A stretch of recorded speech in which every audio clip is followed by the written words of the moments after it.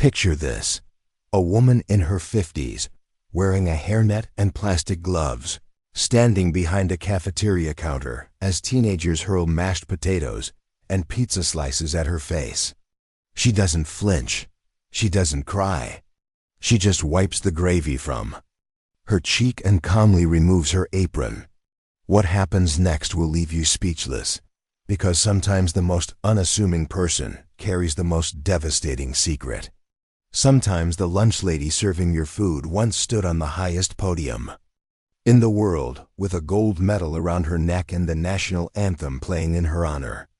Before we jump back in, tell us where you're tuning in from, and if this story touches you, make sure you're subscribed, because tomorrow I've saved something extra special for you.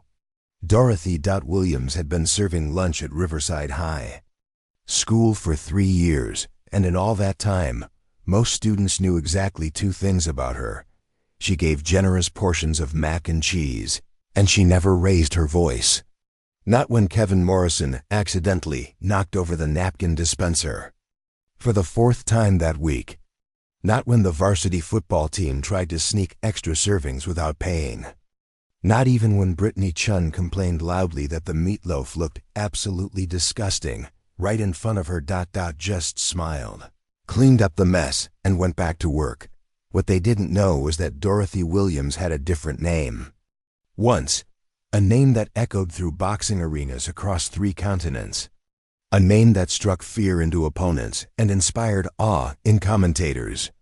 Dorothy "Lightning" Williams, Olympic gold medalist, world championship title holder, and pound for pound. One of the greatest female boxers of her generation.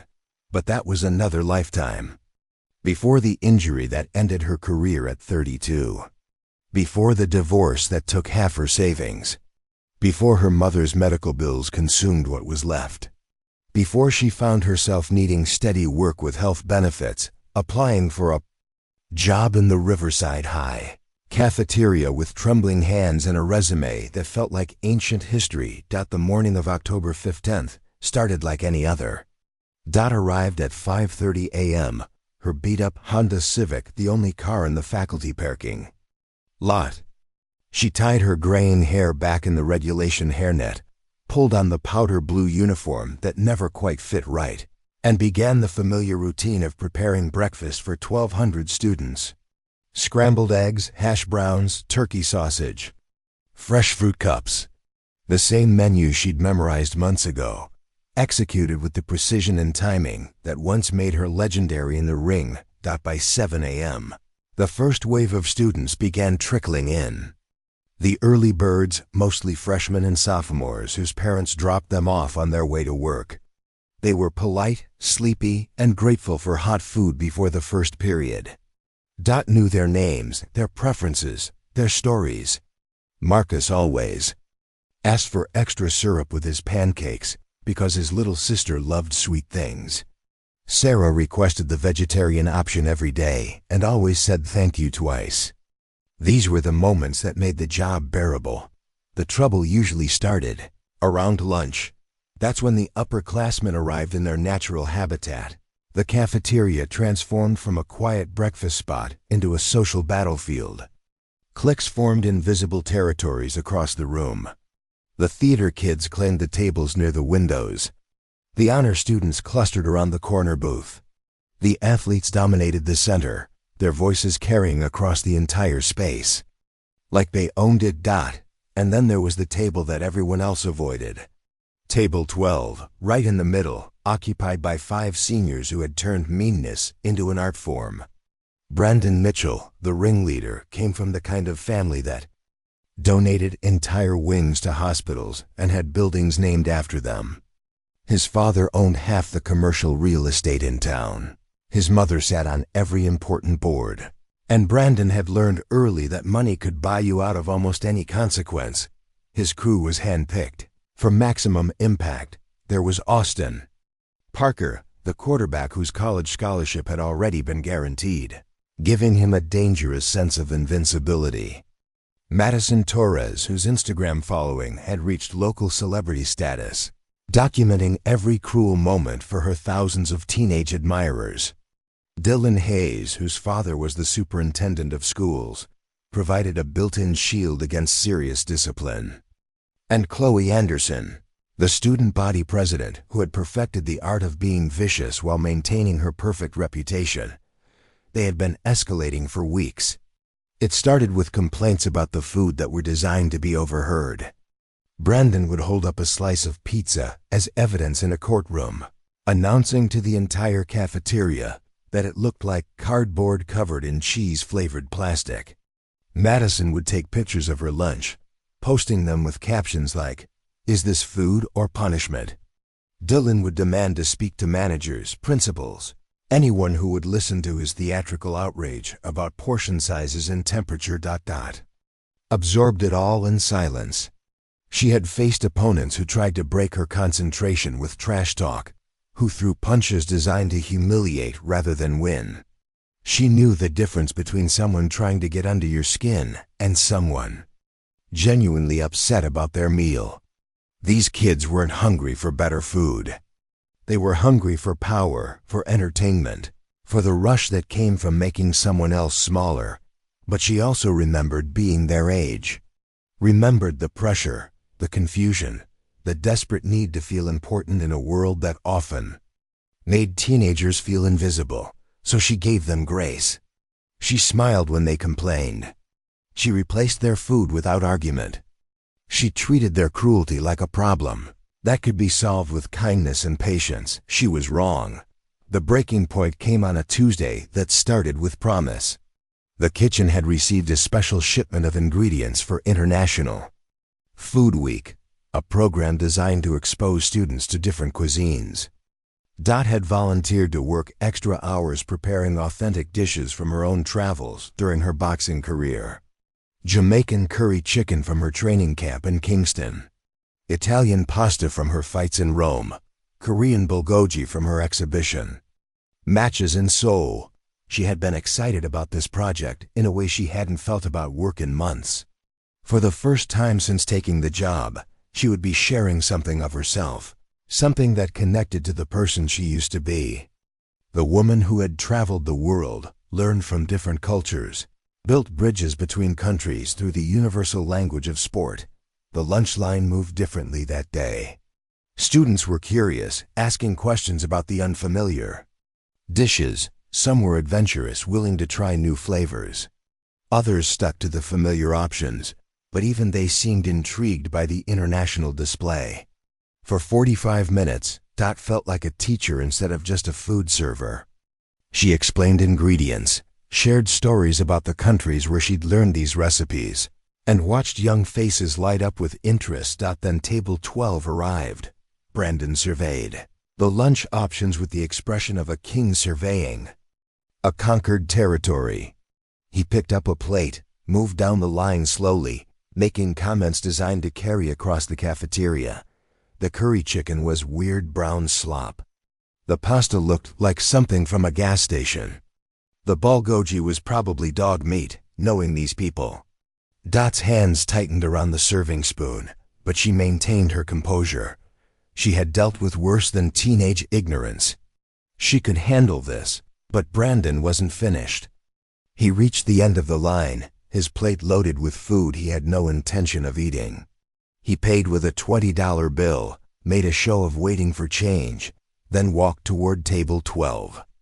His friends were already seated, phones out, ready to document whatever performance he had planned. What happened next would be replayed thousands of times across social media, analyzed by local news stations, and debated in school board meetings for months to come. But in that moment, as Brandon Mitchell raised his plate above his head and prepared to launch its contents directly at Dorothy Williams, time seemed to slow down in the familiar way it always had when she stepped into the ring. The curry chicken hit her square in the face, followed by the pasta, the bulgogi, and finally the chocolate milk that Madison Torres had helpfully provided for maximum humiliation. The cafeteria fell silent except for the sound of food dripping onto the floor, and the cool laughter echoing from table 12. Dot stood there, covered in the dishes she had prepared with such care, feeling the eyes of 1,200 students, watching her reaction. Some with horror, some with amusement, some with the kind of anticipation that comes before something irreversible happens. She reached up slowly, wiped the curry from her eyes, and looked directly at Brandon Mitchell. Her voice, when she finally spoke, was calm and clear and carried an edge that none of them had ever heard before. "Son," she said, "you just made the biggest mistake of your young life." The silence stretched for exactly 3 heartbeats. Then, Brandon Mitchell threw back his head and laughed, a sound that seemed to break whatever spell had fallen over the cafeteria. His friends joined in, their laughter cascading across the room like dominoes falling. Madison was already filming, her phone capturing every angle of Dorothy Williams standing there, dripping with food, her powder blue uniform stained beyond recognition. "Did you see her face?" Austin Parker wheezed between laughs. She looked like she was about to cry, but Dorothy wasn't crying. She was calculating. Her eyes moved across the cafeteria with the methodical precision of someone assessing terrain, cataloging exits, measuring distances.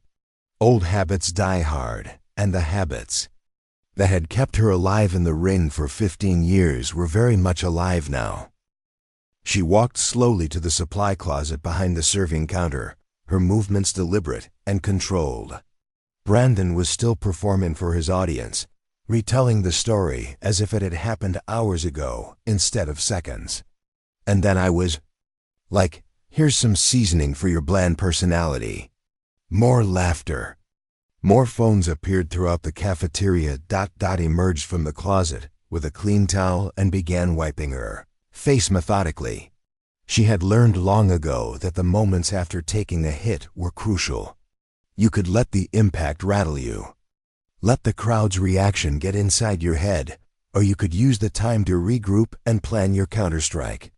She chose the latter. "Ma'am, are you okay?" The voice belonged to Jennifer Walsh, a sophomore who worked part-time in the cafeteria office. She had appeared at Dorothy's side with genuine concern, offering napkins and a bottle of water. "I'm fine, honey," Dorothy replied, her voice steady. "Just need to clean up a bit." Principal Robert Hartman materialized from somewhere in the administrative chaos that always seemed to surround lunchtime incidents. He was a thin man in his early 60s who had spent 30 years in education and thought he had seen everything. His approach to discipline was heavily influenced by politics and parent donations, a fact that every student at Riverside High understood intuitively. "What happened here?" he asked, though his tone suggested he was already formulating a response. That would minimize paperwork and phone calls from important families. Preparing and narrating this story took us a lot of time, so if you are enjoying it, subscribe to our channel. It means a lot to us. Now back to the story. Several students began talking at once, but Brandon's voice cut through the noise with practiced authority. "It was totally an accident, Mr. Hartman. I was carrying my tray and somebody bumped into me from behind. The food just went flying. I feel terrible about it." Dylan Hayes nodded vigorously in support. "I saw the whole thing. Total accident." Brandon was devastated. Madison Torres had already switched her phone to camera mode, now documenting what she would later post as Brandon's sincere apology for a tragic cafeteria mishap. The performance was flawless, complete with downcast eyes and appropriate pauses for effect. Principal Hartman looked relieved. Accidents could be handled with incident reports and maybe a detention. Intentional food fights required parent conferences, possible suspensions, and uncomfortable conversations with school board members who played golf with certain influential fathers. "Well, these things happen," he said, already mentally moving. On to the next crisis. "Brandon, why don't you help Mrs. Williams clean up and we'll call it even?" Dorothy had been watching this theatrical production unfold with growing understanding. She recognized the choreography, the way Brandon's friends positioned themselves to corroborate his story, the way certain other students suddenly became very interested in their lunch trays when asked what they had witnessed. This wasn't Brandon's first performance, and it wouldn't be his last. But something else was happening that the principal missed entirely. A small group of students had gathered near the far wall, talking in hushed tones and glancing repeatedly at Dorothy. They were the ones who had been genuinely excited about International Food Week, the ones who had asked thoughtful questions about the recipes and cultures behind the dishes. They had seen Brandon's deliberate march to the end of the serving line, and had watched him load his plate with obvious malicious intent. Among them was Maria Santos, a junior whose own family had immigrated from El Salvador and who recognized the effort Dorothy had put into preparing authentic international cuisine. Standing next to her was David Kim, whose parents owned a Korean restaurant downtown and who knew bulgogi when he saw it properly prepared. There was also Tyler Washington, a quiet freshman who ate free lunch every day and had never forgotten that Dorothy always made sure his portions were generous, never making him feel ashamed about his family's financial situation. These students had phones too, and unlike Madison Torres, they weren't interested in documenting Brandon's version of events. "Mrs. Williams," Maria said quietly, approaching the serving counter as the official cleanup began. "I'm sorry about what happened. That food you made was incredible. My grandmother would have been proud to serve bulgogi that was authentic." Dorothy looked up from wiping down the counter, surprised by the genuine appreciation in the girl's voice. "Thank you, sweetheart. That means more to me than you know. Where did you learn to cook like that?" David Kim asked, joining the conversation. Those flavors were restaurant quality. Better than restaurant quality. For a moment, Dorothy's carefully maintained composure flickered. These kids had no idea they were asking about the most painful chapter of her life. The years of traveling the world, training in different countries, learning about cultures through the fighters she faced and the people who welcomed her into their communities.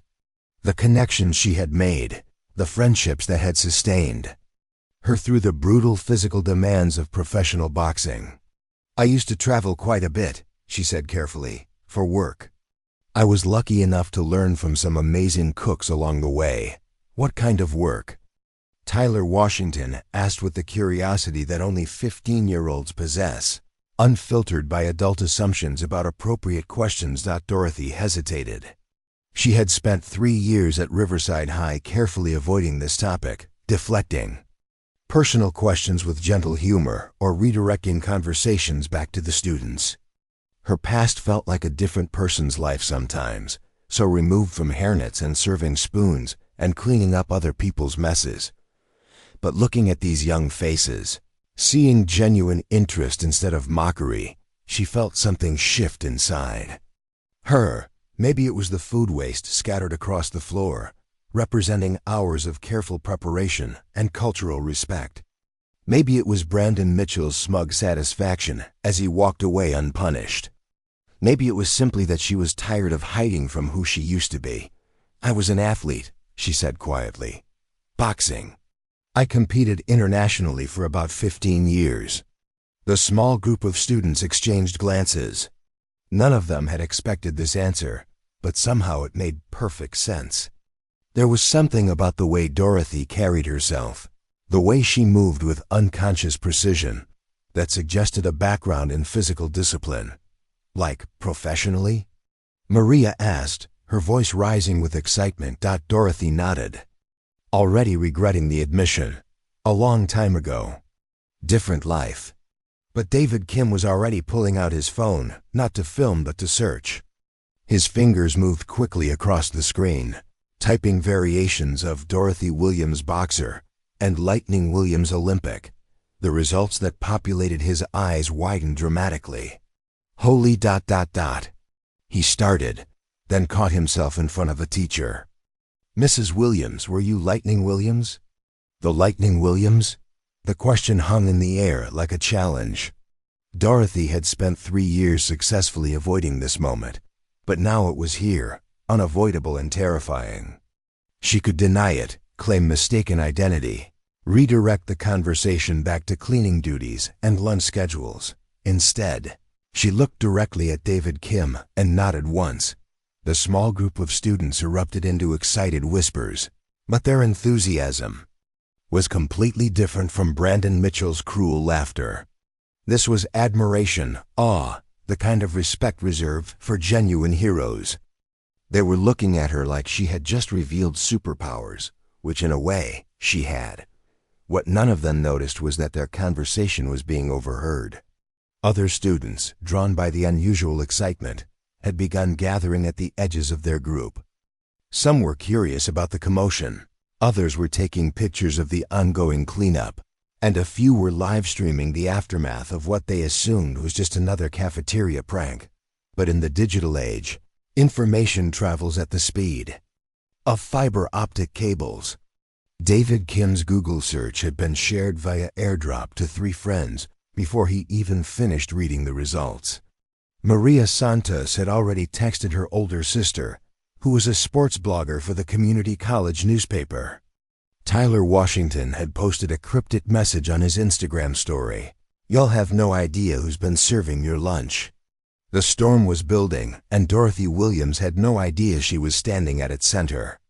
As she finished cleaning the curry chicken from her uniform and prepared to serve the next wave of hungry students, the first dominoes of her carefully protected anonymity were already beginning to fall. Behind her, Principal Hartman was wrapping up his incident report with Brandon Mitchell, satisfied that the situation had been resolved with minimal disruption. The cafeteria was returning to its normal chaos of teenage conversations and clattering trays, but change was already in motion, spreading through the school's social networks like electricity through water. And somewhere in that spreading current of information, the question that would transform everything was beginning to form. If the lunch lady was really Lightning Williams, Olympic champion and world-class athlete, what exactly had Brandon Mitchell just gotten himself into? By the time the final lunch period ended at 1:47 p.m., Dorothy Williams' secret was no longer a secret. What had started as whispered conversations among a handful of students had evolved into something much larger, spreading through Riverside High's social ecosystem with the relentless efficiency of wildfire. It began with David Kim's older brother, Marcus, a senior at State University, who had written his sports journalism thesis on women's boxing. When David texted him a photo of Dorothy Williams alongside a screenshot of her Olympic record, Marcus nearly dropped his phone in his dorm room. "Cafeteria. No way," he muttered, ignoring his roommate's curious stare. "No freaking way." Marcus had interviewed Lightning Williams 3 years earlier for his research, back when she had abruptly disappeared from the boxing world after her mother's death. He had always wondered what happened to her, where one of the greatest female athletes of the decade had vanished. The answer, apparently, was serving meatloaf to teenagers in his little brother's high school cafeteria. Within minutes, Marcus was on the phone with his former professor, Dr. Sarah Chen, who had connections throughout the sports journalism world. "Professor, you're not going to believe this, but I think I just found Lightning Williams." Meanwhile, back at Riverside High, the afternoon had taken on an electric quality that teachers couldn't quite identify but definitely felt. Students who normally rushed to leave campus were lingering in hallways, gathered in small groups around phones, their conversations punctuated by gasps and excited exclamations. "Look at this fight from the Olympics," whispered Jessica Martinez, a junior who had never shown interest in boxing, but was now watching YouTube clips with fascination. "She knocked out that German fighter in the second round." The commentator called it poetry in motion. "And look at this," added her friend Samantha Brooks, scrolling through old news articles. "She donated her entire prize money from the World Championships to build a youth center in her hometown. She was like a genuine hero." The revelation was spreading beyond just sports fans. Theater kids were impressed by her dramatic comeback. Victory in the 2019 World Championships, when she had been knocked down in the first round and still won by unanimous decision. Art students were sharing photographs of her victory celebrations, noting the grace and power in her stance. Even the chess club was analyzing her strategic approach to fights, comparing her tactical thinking to grandmaster level gameplay. But it was the school's small population of kids from struggling families who were most affected by the discovery. These were the students who knew Dorothy best, who had experienced her quiet kindness every day for 3 years. Tyler Washington had organized an impromptu gathering in the library, where nearly 24 students shared stories that painted a picture of extraordinary compassion. "She knows everybody's name," said Carmen Rodriguez, whose family had moved to town 6 months ago. "On my first day, she learned how to pronounce it correctly, and she's never gotten it wrong since. When my mom lost her job last year, I qualified for free lunch," added Marcus Thompson, a usually private sophomore. "Mrs. Williams made sure I never felt different from anybody else. She'd always ask about my classes, remembering when I had big tests coming up." "My little sister has diabetes," contributed Lisa Chun, David Kim's cousin. "Mrs. Williams learned her schedule and always has sugar-free options ready when she comes through the line. She researches recipes specifically for kids with dietary restrictions."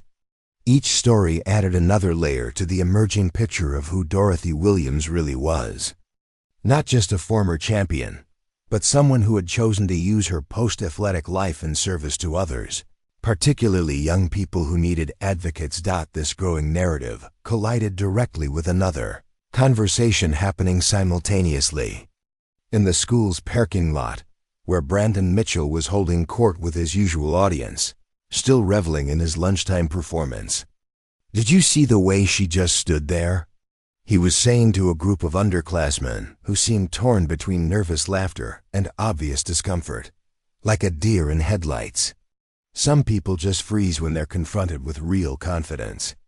Austin Parker was filming Brandon's retelling, planning to edit it into content for his TikTok account. "Bro, the way that food exploded on her face was like something from a movie. We should submit this to America's funniest videos." But their celebration was interrupted by an unexpected voice. "Excuse me, Brandon Mitchell." They turned to see Maria Santos approaching, flanked by David Kim and about 15 other students.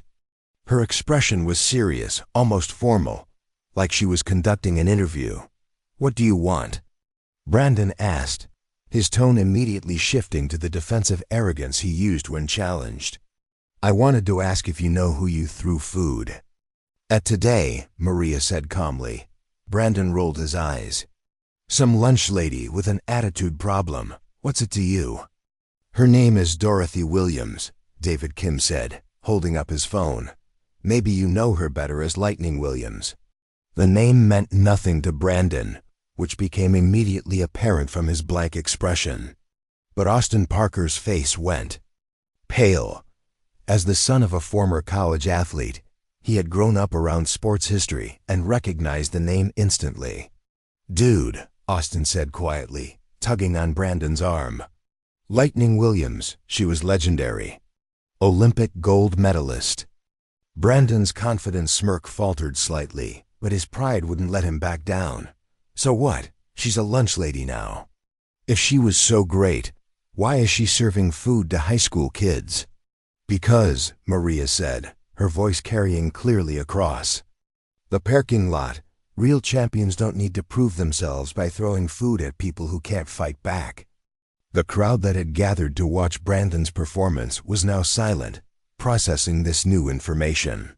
Several students were already Googling Lightning Williams on their phones, their expressions changing as they scrolled through her achievements and accolades. "She was undefeated for 7 years. Someone called out from the back of the group. "Look at this," said another voice. "She won gold at the Olympics and gave her medal to a kid with cancer. This article says she retired to take care of her sick mother." Each new fact felt like a small explosion in the parking lot conversation. The students who had been laughing at Brandon's story minutes earlier were now looking at him with something approaching disgust. But Brandon Mitchell wasn't built for retreat. His entire identity was constructed around being untouchable, superior, the kind of person who faced no real consequences for his actions. Admitting he had made a mistake would unravel everything he believed about himself. "I don't care if she used to be Muhammad Ali," he said loudly, his voice carrying the desperate edge of someone doubling down on a losing hand. "She's nobody now, just another employee who got put in her place." The silence that followed this statement was different from the earlier quiet. This was the silence of collective shock, of witnessing someone cross a line that couldn't be UNCROSSED. Maria Santos looked at Brandon Mitchell for a long moment, then pulled out her phone and opened her recording app. "Could you repeat that?" she asked. "I want to make sure I got it exactly right." "Are you threatening me?" Brandon stepped closer, trying to use his height and athletic build to intimidate her, but Maria didn't back down. "I'm documenting what you said about Dorothy Williams.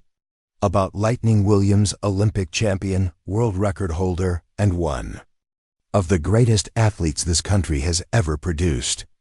"Document this," Brandon said, and before anyone could react, he grabbed Maria's phone and threw it across the parking lot. It hit the asphalt with a sharp crack, the screen shattering. On impact, the crowd erupted.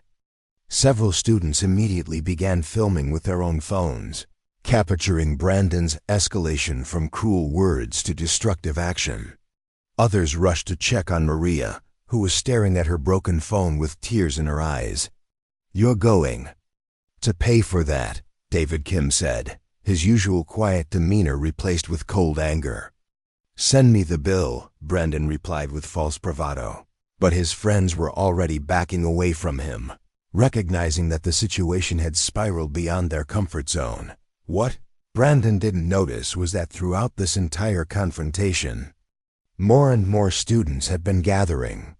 Word of the Lightning Williams discovery had spread through the school's social networks, drawing curious crowds who arrived just in time to witness his defiant rejection of her accomplishments and his destruction of Maria's phone. Among the new arrivals was Jenny Walsh, the sophomore who worked in the cafeteria office. She had been searching for Dorothy Williams all afternoon, trying to process what she had learned about her colleague's background. Now, watching Brandon Mitchell dismiss an Olympic champion as nobody, she felt something crystallize inside. "Mrs. Williams is twice the person you'll ever be," she called out, her young voice cutting through the parking lot noise.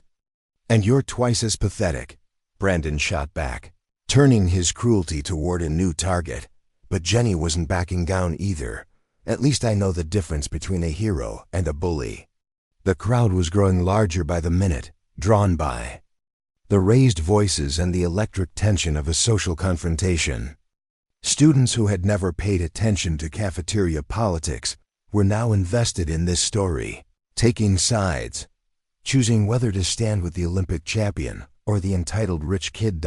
And in the distance, walking slowly toward her beat-up Honda Civic with her work shift finally finished, Dorothy Williams had no idea that her carefully protected quiet life was about to become the center of a storm that would reshape everything she thought she knew about second chances, justice, and the power of truth to demand its own reckoning. Dorothy Williams was 3 steps away from her car when her phone buzzed with a text from Jenny Walsh. "Mrs. Williams, you need to see this. Brandon Mitchell is in the parking lot saying terrible things about you. Everyone knows about your boxing now." Dorothy stopped walking and stared at the message, feeling the familiar tightness in her chest that always preceded a fight, not the pleasant anticipation she used to feel before stepping into the ring, but the dread of having her carefully constructed privacy shattered. She had spent 3 years perfecting the art of invisibility, blending into the background of other people's lives. The idea that her past was now public knowledge felt like standing naked in a spotlight. But the mention of Brandon Mitchell saying terrible things triggered something deeper than embarrassment. Dorothy turned around and walked back toward the school. The parking lot scene she discovered was unlike anything in Riverside High's recent memory. Nearly 100 students had gathered in a rough circle, phones raised, voices overlapping in heated argument. At the center stood Brandon Mitchell, his face flushed with anger and adrenaline, facing off against Maria Santos, who was holding her shattered phone like evidence in a trial. "Say it again," Maria was demanding. "Tell everyone what you just said about Mrs. Williams." "I said she's nobody," Brandon shouted, playing to his audience. "I don't care what she used to be. Right now, she's just some sad old lady serving lunch. And if she can't handle a little food in her face, maybe she should find a different job." The crowd's reaction was immediate and visceral. Boos and angry shouts erupted from multiple directions. Someone yelled, "You're disgusting." Another voice called out, "Apologize right now." But Brandon fed off the negative attention like fuel. "Oh, what? You're all going to defend her now? Where was this energy when she was just the weird lunch lady? You didn't care about her until you found out she was famous." It was a calculated accusation, designed to make his critics question their own motivations. And for a moment, it worked. Several students looked uncomfortable, recognizing some truth in his words. That's when Dorothy Williams stepped into the circle. The crowd parted automatically as she approached, creating a path that led directly to Brandon Mitchell. Conversations died mid-sentence. Phones shifted to capture her arrival. The entire scene took on the electric tension of a championship bout. Two opponents finally face-to-face with no barriers between them. Dorothy was still wearing her stained cafeteria uniform, her hair escaping from its regulation hairnet, curry sauce visible on her sleeve despite her best efforts to clean it off. She looked exactly like what Brandon had called her, a tired lunch lady at the end of a difficult day. But her walk was different now. Gone was the careful shuffle of someone trying not to draw attention. This was the purposeful stride of an athlete, entering hostile territory, each step measured and confident. Her shoulders were back, her head raised, her hands loose at her sides in a stance that any boxing coach would recognize immediately. "Brandon Mitchell," she said, her voice carrying clearly across the parking lot without being raised. "I believe you have something to say to me." Brandon's friends had melted away during the crowd's arrival, leaving him isolated in the center of the circle. But his arrogance remained intact, even amplified by the pressure of performing for such a large audience. "Yeah, I do," he said, stepping closer to Dorothy. "I think you need to learn your place. You're here to serve food, not to act like some kind of celebrity just because you won some fights 20 years ago. 15 years ago, Dorothy corrected calmly. And it wasn't some fights. It was every fight, for 7 years straight. So what? Brandon's voice was getting louder, more aggressive. What are you going to do about it? Beat me up? You're what, 50 years old? You probably can't even throw a punch anymore. The crowd was dead silent now, sensing that something fundamental was about to shift. Dorothy looked at Brandon for a long moment, and several students later swore they could see her calculating something behind her eyes. "You're right about one thing," she said finally. "I am 52 years old. My reflexes aren't what they used to be. My stamina isn't what it was when I was training 6 hours a day." Brandon smirked, mistaking her honesty for weakness. But Dorothy continued, "Muscle memory is a funny thing. Some things you never forget, like how to read an opponent, how to time a movement, how to use someone's own aggression against them." She took a step closer, closing the distance between them to about 3 feet. "You want to know what I see when I look at you, Brandon?" "Enlighten me," he said sarcastically. "I see someone who's never been in a real fight in his life. Someone who thinks intimidation is the same as strength. Someone who's about to learn the difference between talking tough and being tough." The tension in the parking lot was now unbearable. Students on the outer edges of the circle were backing up, sensing that something was about to happen. Others moved closer, not wanting to miss whatever came next. Brandon Mitchell had built his entire identity around never backing down, never showing weakness, never admitting that someone else might be better than him. The crowd, the cameras, and the public nature of the confrontation made retreat impossible without destroying everything he believed about himself. So he made the worst decision of his teenage life. "You know what, old lady?"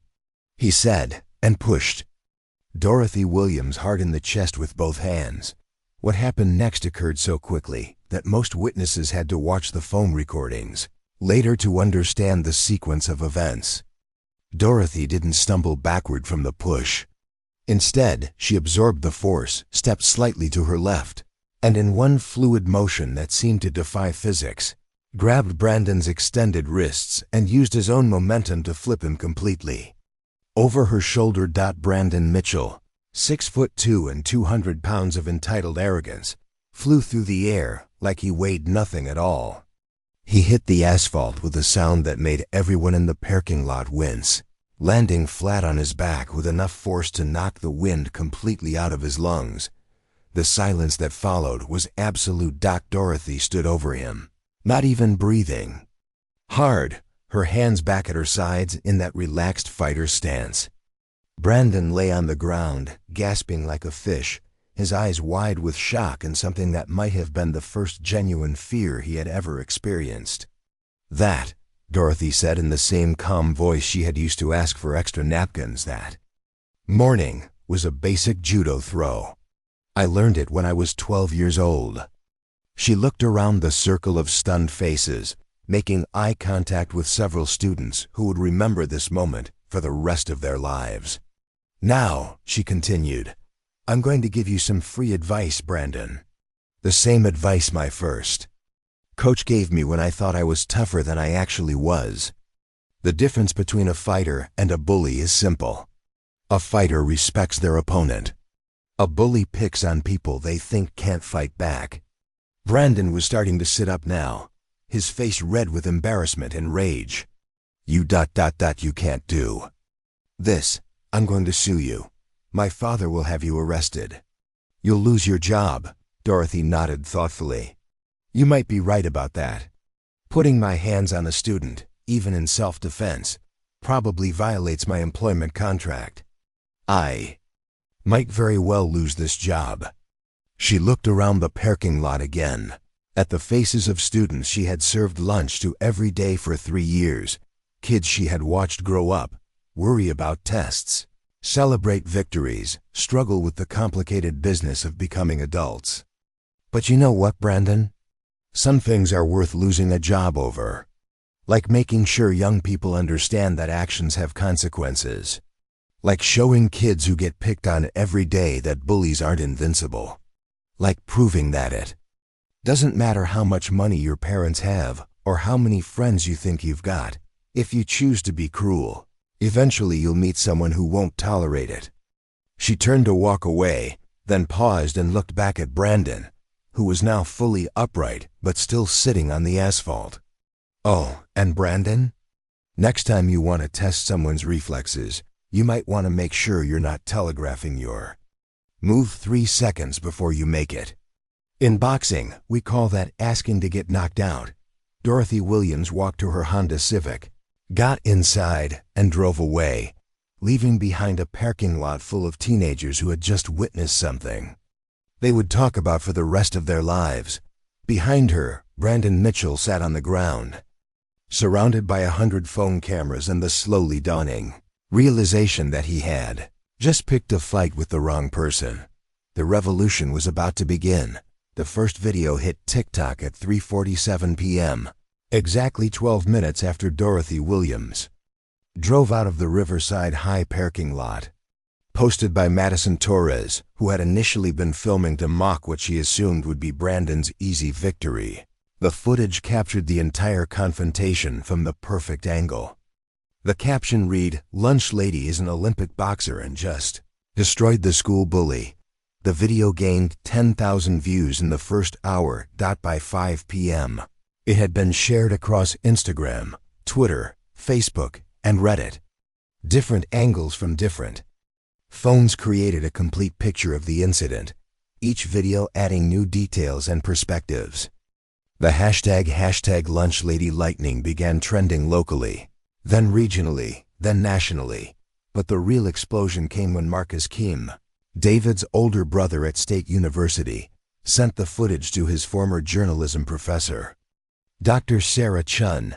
She had been writing about women's athletics for 15 years and immediately recognized the broader significance of what had happened.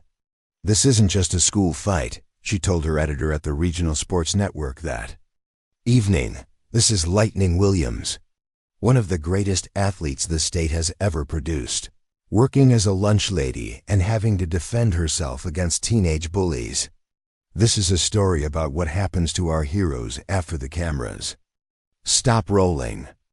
Dr. Chun's article, published online at 8:30 p.m., transformed a viral school incident into a national conversation about athlete treatment, economic inequality, and the invisible struggles of retired sports stars.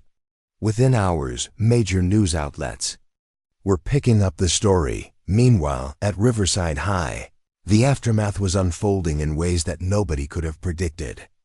Principal Hartman had spent the evening in crisis management mode, fielding calls from parents, school board members, and district officials who were all demanding explanations for how a cafeteria worker had physically confronted a student.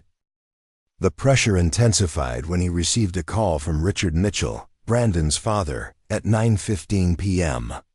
"Bob," Richard's voice carried the tone of a man accustomed to having his problems solved immediately. "I understand there was an incident today involving my son and one of your employees." "Yes, Mr. Mitchell, I'm still gathering all the facts, but it appears there was an altercation in the parking lot after school hours." "An altercation?" "Bob, I've seen the videos. That woman assaulted my son. I want her arrested and fired, and I want it done tonight." Principal Hartman had been dreading this conversation. Richard Mitchell owned 3 car dealerships, served on the hospital board, and had donated enough money to the school district to have the new gymnasium named after his family. His influence was considerable and his expectations were clear. "Mr. Mitchell, I understand your concern, but the videos show your son pushing the employee first." "From a legal standpoint, I don't care what the videos show," Richard interrupted. "My son is 17 years old. She's a grown adult who should know better. If you don't handle this properly, I'll be speaking to the superintendent in the morning." But while Richard Mitchell was making threats, a different kind of pressure was building from an unexpected direction. The Riverside High cafeteria staff had been watching the viral videos with growing amazement and pride. These were the people who worked alongside Dorothy every day, who had witnessed her kindness and professionalism under difficult circumstances. Carmen Gutierrez, the head cook, had worked in school cafeterias for 22 years and had never seen anything like the support building for Dorothy Williams. Her phone had been buzzing constantly with messages from former students, parents, and community members who had heard about the incident. "Rosa," she said to her assistant, "look at this message from Mrs. Patterson.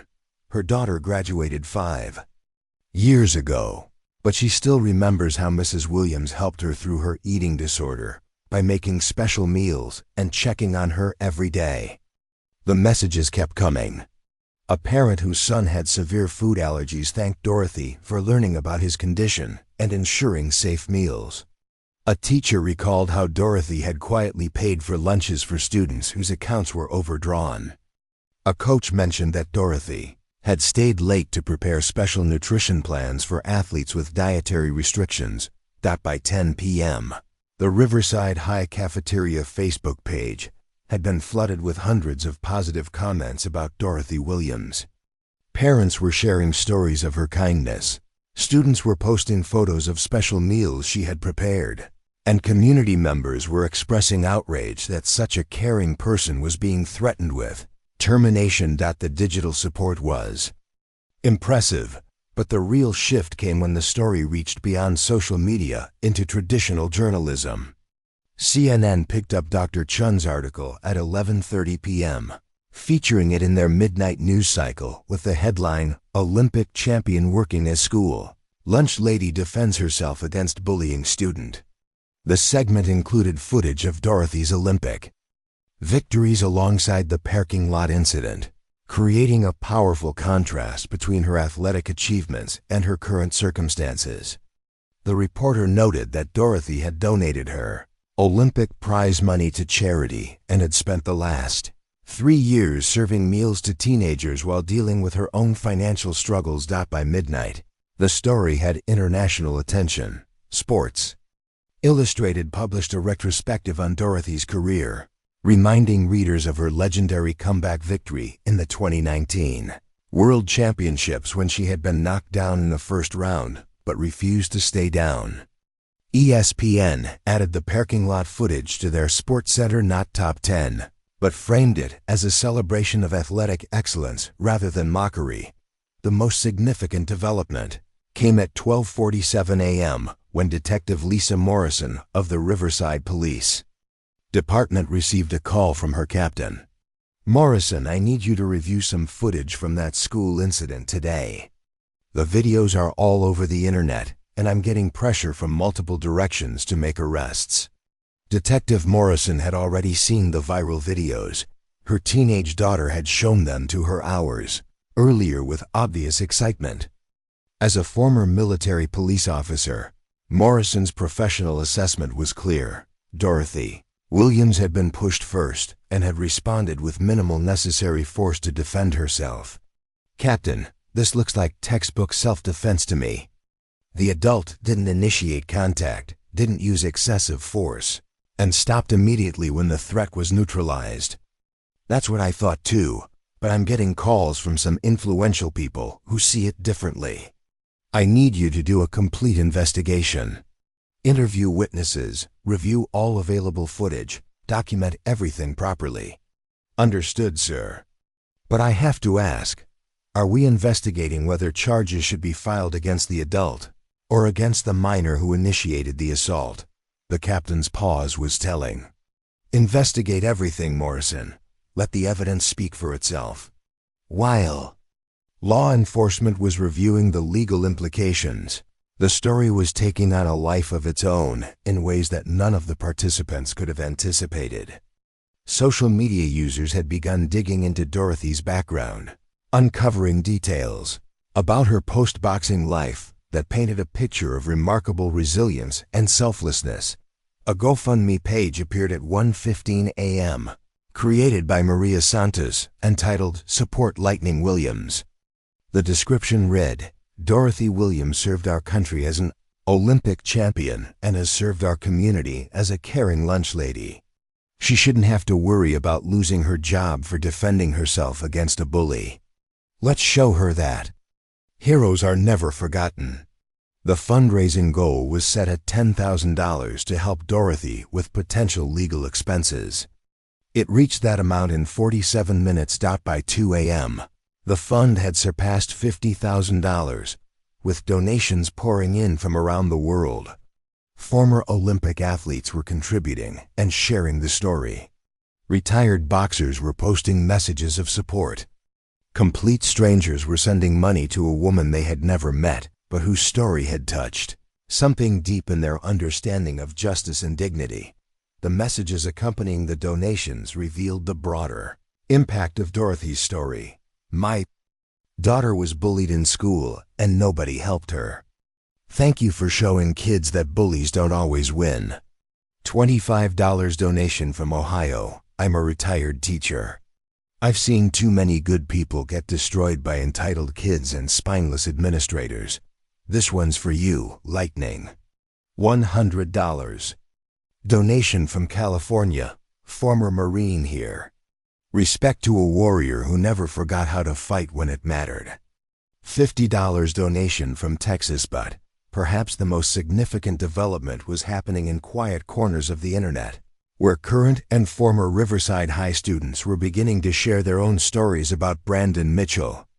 Emboldened by Dorothy's courage and the public attention, students who had suffered in silence for years were finally speaking up. Screenshots of cruel text messages appeared online. Voice recordings of Brandon making racist and homophobic comments surfaced. Videos of previous bullying incidents were shared, showing a pattern of behavior that went far beyond the cafeteria food incident. The narrative was shifting. And Brandon Mitchell was about to discover that actions really do have consequences, even for rich kids, who thought they were untouchable. As the sun rose on what would become the most significant day in Riverside High's history, Dorothy Williams was waking up to a world where she was no longer invisible, where her past and present had collided in ways she never could have imagined, and where the fight was just beginning. Dorothy Williams woke up at 5:30 a.m. on Thursday morning, just as she had every workday for the past 3 years. But when she checked her phone to turn off the alarm, she found 247 missed calls, 1,834 text messages, and a voicemail box that had reached its maximum capacity. The first message she listened to was from her supervisor, Janet Rodriguez, at the district office. "Dorothy, please don't come to work today. The school is surrounded by news vans. We need to meet this afternoon to discuss the situation. I'll call you around noon." The second message was from her landlord, "Mrs. Williams, I've been getting calls from reporters asking about you. I told them to leave you alone, but they're persistent. You might want to stay somewhere else for a few days." The third message stopped her cold. It was from Tommy Castillo, her former trainer, calling from his gym in Los Angeles. "Lightning, I just saw the news. I'm flying out there today. You don't have to face this alone." Dorothy sat on the edge of her bed, still in her pajamas, trying to process the reality that her carefully constructed quiet life had been completely shattered in less than 24 hours. She walked to her living room window and peered through the blinds. 3 news vans were parked on her street, their satellite dishes pointed skyward like mechanical flowers reaching for the sun. Her phone rang. The caller ID showed a number she didn't recognize, but something made her answer it. "Is this Dorothy Williams?" The voice belonged to a young woman, professional but warm. "Yes, but I'm not giving interviews." "Ma'am, this is Detective Lisa Morrison with the Riverside Police Department. I'd like to speak with you about yesterday's incident. Would you be willing to come to the station this morning?" Dorothy's heart sank. She had been expecting this call, but hearing it still felt like a physical blow. "Am I being arrested?" "No, ma'am, not at all. I just need to get your statement for my report. This is standard procedure when there's been an altercation involving potential charges." "Charges against me?" Detective Morrison's pause was carefully measured. "Ma'am, I'd prefer to discuss the details in person. Can you be here at 9 a.m.? At exactly 9 a.m., Dorothy walked into the Riverside Police Station wearing her best dress, a simple navy blue outfit she had bought for her mother's funeral. She had no experience with police stations, no knowledge of her rights, no understanding of the legal maze she was entering. Detective Morrison turned out to be a woman in her 40s with kind eyes and a no-nonsense demeanor that reminded Dorothy of her old coaches. She led Dorothy into a small interview room and offered her coffee, which Dorothy accepted gratefully. "Mrs. Williams, I want you to know that I've reviewed all the available footage from yesterday's incident. I've also spoken with several witnesses. Before we begin, I want to ask, do you feel you need a lawyer present?" Dorothy shook her head. "I can't afford a lawyer, and I don't have anything to hide." "All right. Can you walk me through what happened from your perspective?" Dorothy told the story simply and honestly, starting with the morning's food preparation and ending with her decision to leave the parking lot. Detective Morrison took notes but didn't interrupt, letting Dorothy speak without guidance or pressure. "Mrs. Williams, in your professional opinion as a trained athlete, was the force you used appropriate to the threat you faced?" The question surprised Dorothy. "I used the minimum force necessary to stop him from continuing to push me. In boxing, we learn control. How to hurt someone, but also how not to hurt someone more than necessary." Detective Morrison nodded. "The videos support that assessment. Mr. Mitchell pushed you with considerable force. Your response was defensive and proportional. You stopped immediately when he was no longer a threat. Does that mean I'm not in trouble? Mrs. Williams, based on my investigation, you acted in clear self-defense. I'll be recommending that no charges be filed against you. However, I will be forwarding my report to the district attorney's office regarding Mr. Mitchell's assault. On you. Dorothy felt a wave of relief so powerful it nearly brought tears to her eyes. But Detective Morrison wasn't finished. There's something else you should know. Since the videos went viral, we've received multiple reports about Mr. Mitchell's behavior, other incidents, other victims. Some of them are serious enough to warrant their own investigations. Meanwhile, across town at the Mitchell family's estate, a very different conversation was taking place. Richard Mitchell sat in his home office, surrounded by 3 lawyers and facing the worst public relations crisis of his successful business career. The GoFundMe for the lunch lady is approaching $200,000, his crisis management consultant was saying. The story has been picked up by major networks. Your son's name is trending nationally, and not in a good way. Richard's phone had been ringing non-stop since dawn. Business associates were calling to distance themselves from the family. Board members were suggesting he step down from various positions. 2 major clients had already canceled contracts, citing concerns about company culture and values. What about the school? Richard asked. Can we pressure them to fire for putting her hands on Brandon? His lead attorney shook his head. Richard, you need to understand the legal reality here. Your son assaulted her first. The video evidence is clear and unambiguous. If anyone's going to face charges, it's going to be Brandon. He's 17 years old. He's also 6'2" and weighs 200 pounds. In the eyes of the law, he's capable of causing serious harm to an adult woman. And that's before we get to the other allegations surfacing. Richard's face went pale. What other allegations? His consultant pulled out a tablet and showed him a compilation of social media posts. Students are coming forward with stories about Brandon's behavior going back years. There are recordings, screenshots, videos of other incidents. The picture they're painting is of systematic bullying and harassment. On the tablet screen, Richard saw text messages where his son used racial slurs. Videos of Brandon destroying other students' property. Recordings of him making threats. Each piece of evidence was time-stamped and verified, creating an undeniable pattern of cruelty. My God, Richard whispered. I had no idea. The question now, his attorney said, is how we handle this. The public opinion has turned completely against Brandon. The lunch lady is being portrayed as a hero. We need to get ahead of this before it gets worse, but it was already getting worse. At Riverside High, Principal Hartman was dealing with a school board emergency meeting that had been called for noon. The board members had spent the morning fielding calls from angry parents, concerned community members, and media outlets demanding statements about the school's handling of bullying. President Margaret Walsh called the meeting to order.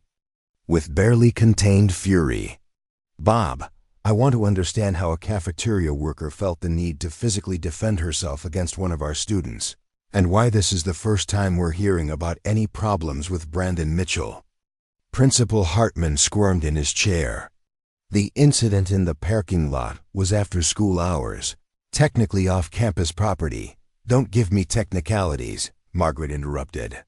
I've spent the morning reading social media posts from current and former students describing years of bullying behavior. Where were the disciplinary reports? Where were the parent conferences? Where was the intervention? The truth was uncomfortable, but undeniable. Brandon Mitchell's family donations had insulated him from consequences. Complaints had been dismissed. Reports had been filed away, and victims had been quietly transferred to other schools to avoid confrontation with influential parents. We're going to conduct a full investigation, Principal Hartman promised. No, Margaret said firmly. We're going to conduct a full review of our disciplinary policies and procedures. And we're going to start by apologizing to Dorothy Williams for failing to protect her from harassment. The board meeting was interrupted by a commotion outside. Through the conference room windows, they could see a crowd gathering in the school parking lot. Students were arriving despite it being a normal class day, many carrying signs with messages like, "Heroes work in cafeterias too," and "Lightning Williams is our champion." What the board didn't know was that students had organized a walkout to support Dorothy. Led by Maria Santos, David Kim, and Tyler Washington, nearly half the student body had left their classes to demonstrate in the parking lot, where Dorothy had been forced to defend herself. The local news crews, who had been waiting for developments, immediately shifted their coverage to this unexpected student uprising. Reporters interviewed teenagers who spoke passionately about Dorothy's kindness, her daily acts of service, and her right to be treated with respect. "She knows every kid's name," Maria Santos told Channel 7 News. "She remembers if you're lactose intolerant or if you're saving money for prom or if you're having a bad day. She's been taking care of us for 3 years, and when someone finally attacked her, she had every right to defend herself." The footage of hundreds of teenagers peacefully protesting to support a school employee created a powerful new narrative. This wasn't just about a viral video anymore. It was about a community recognizing that true strength comes from service, that real champions lift others up instead of tearing them down. By 2 p.m., the story had evolved beyond a simple bullying incident into a national conversation about values, respect, and the difference between power and character. Dorothy Williams, who had tried so hard to remain invisible, had become a symbol of quiet dignity standing up to entitled cruelty. And for the first time since her mother's death, Dorothy began to believe that maybe her fighting days weren't over. After all, maybe there were still battles worth winning, still people worth protecting, still reasons to step into the ring one more time. 3 weeks after the parking lot incident that changed everything, Dorothy Williams stood at the podium in the Riverside High Auditorium, looking out at a sea of faces that had once been strangers. The same students who had walked past her serving counter without a second glance were now giving her a standing ovation that seemed to last forever. The transformation had been swift and profound. The GoFundMe campaign had reached $387,000, enough to secure Dorothy's financial future and fund a scholarship program in her name. ESPN had featured her story in a documentary about Olympic athletes' post-competition lives. 3 publishers had reached out about book deals. Nike had offered an endorsement contract that would have seemed impossible just a month earlier, but the most meaningful change was happening right here, in the place where it all began. "When I first came to Riverside High," Dorothy began her voice carrying clearly through the packed auditorium, "I thought I was just here to serve lunch. I thought my fighting days were over, that my championship days were behind me, that the most important thing I could do was make sure you all had hot meals and someone who knew your names." She paused, looking toward the back of the auditorium, where Brandon Mitchell sat with his parents. The past 3 weeks had been a journey of accountability and growth for the Mitchell family that nobody could have predicted. The breaking point had come when Richard Mitchell finally watched all the videos his crisis management team had compiled. Hours of footage showing his son's cruelty, his casual racism, his systematic targeting of vulnerable students. The father, who had built a business empire on the principles of hard work and integrity, was forced to confront the reality that he had raised a child who embodied everything he claimed to oppose. The conversation that followed lasted until dawn and ended with Richard Mitchell making the hardest decision of his parental life. Brandon would face the consequences of his actions, not just legally but personally. He would attend counseling, perform community service, and make public apologies to every student he had harmed. The family's donations to the school would be redirected toward anti-bullying programs and support for victims of harassment. Most importantly, Brandon would spend his senior year working in the cafeteria alongside Dorothy Williams, learning firsthand what it meant to serve others instead of belittling them. "Brandon," Dorothy said from the podium, making direct eye contact with the young man who had once thrown food at her face, "would you please join me up here?" The auditorium fell silent as Brandon Mitchell walked slowly to the stage. He looked different than he had 3 weeks ago, humbler, younger somehow, like someone who had finally learned the weight of consequences. His expensive designer clothes had been replaced with a simple button-down shirt and khakis. His confident swagger was gone, replaced by the careful walk of someone still learning how to carry the burden of genuine remorse. When he reached the podium, Dorothy placed a gentle hand on his shoulder. The same hand that had flipped him onto the asphalt was now offering support and guidance. "3 weeks ago," Brandon said, his voice barely above a whisper, "I made the worst mistake of my life.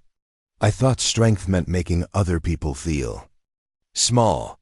I thought my family's money and influence made me better than everyone else.